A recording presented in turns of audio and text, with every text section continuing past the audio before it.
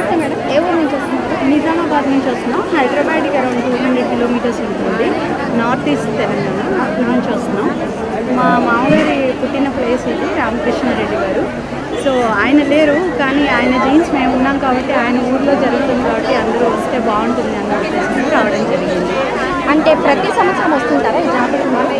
రాలేదండి, ఈసారే వచ్చాము. ఎందుకంటే ఈసారి చాలా బాగా చేస్తున్నారు అండ్ అందరూ వచ్చిన వాళ్ళు డెఫినెట్గా మిస్ అవ్వరు అండ్ మీరు వస్తే బాగుంటుంది అని మా రిలేటివ్స్ అందరు ఇక్కడే ఉన్నారు, పిలవడంతో రావడం జరిగింది. నేను ఐఎమ్ డాక్టర్, నేను critical care specialist and Nizamabad government hospital superintendent చేశాను.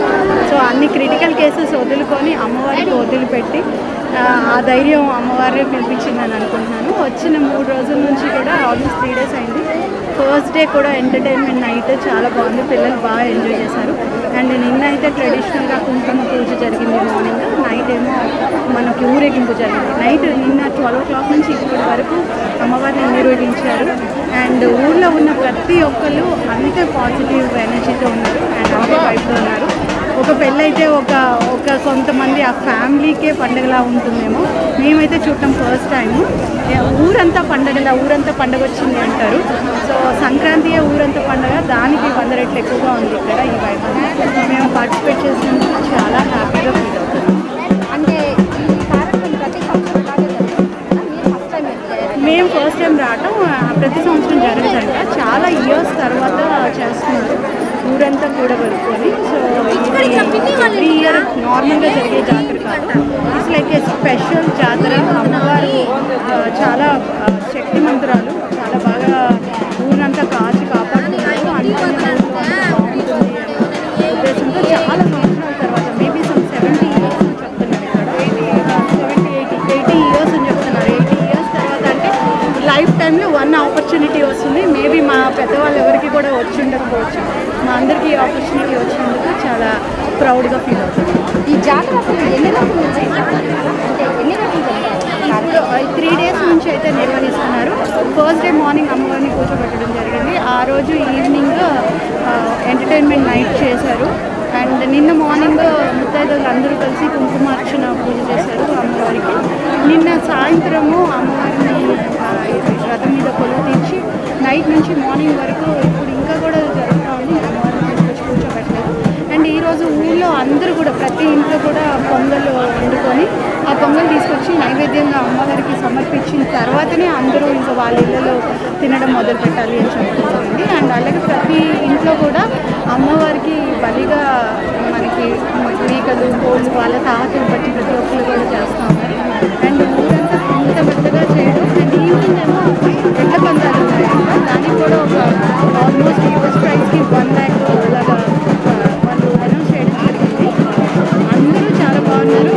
కులమతాలుగా అతీతంగా ఊరంతా ఏకమై ఒక దాటిపై వచ్చి చేసుకుంటున్న అద్భుతమైన పండుగ అన్నం వెంకటరామరెడ్డి ఆధ్వర్యంలో ఈ కార్యక్రమం అయితే నిర్వహించడం జరిగింది.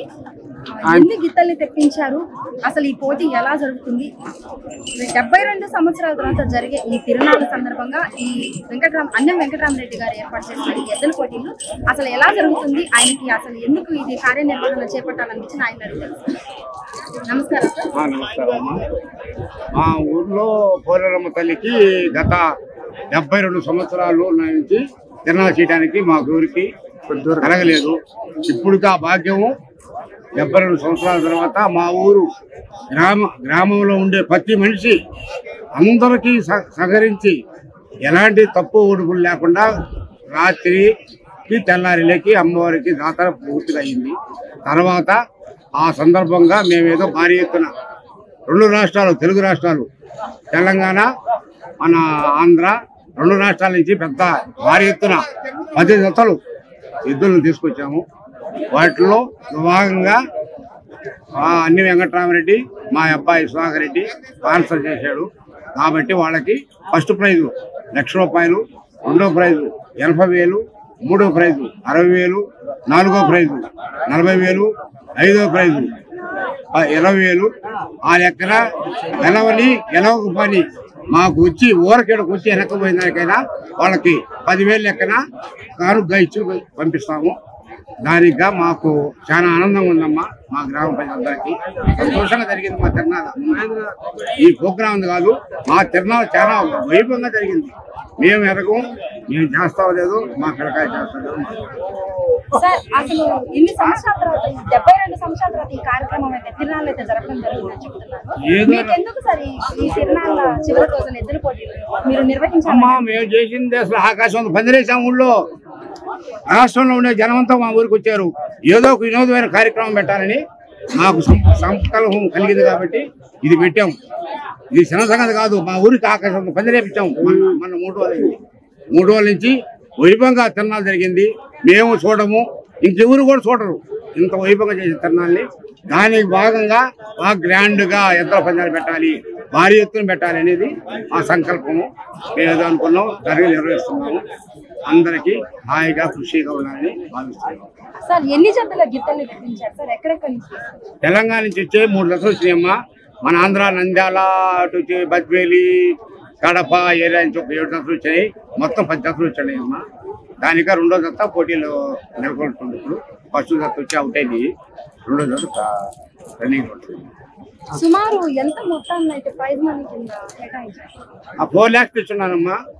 4 lakhs అంటే 3 lakhs ప్రైజులు, వచ్చిన వాళ్ళు ఒక 5గురికి 5 పదులు, యాంకర్ కొంత ఇవ్వాలి, ఏదో చిన్న ఖర్చులు ఉంటాయి. దానికి మొత్తం 4 lakhs నా ఎస్టిమేషను. 4 lakhs ఖర్చు పెట్టడానికి నేను ఎలాంటి వెనకాడను, అందరికీ ఇచ్చి పంపిస్తాను. Thank you sir. మీకు మీ కుటుంబానికి పోలేరమ్మ తల్లి ఆశీస్సులు కలగాలని మా ఛానల్ తరఫున మేము ఆశిస్తున్నాం. ఇదండి ఎద్దుల పోటీ విశేషాలు. ఆయన మాటల్లోనే విన్నారు కదా. వీడియో జర్నలిస్ట్ ఆరిఫ్తో హిమబిందు, కావలి గౌరవం.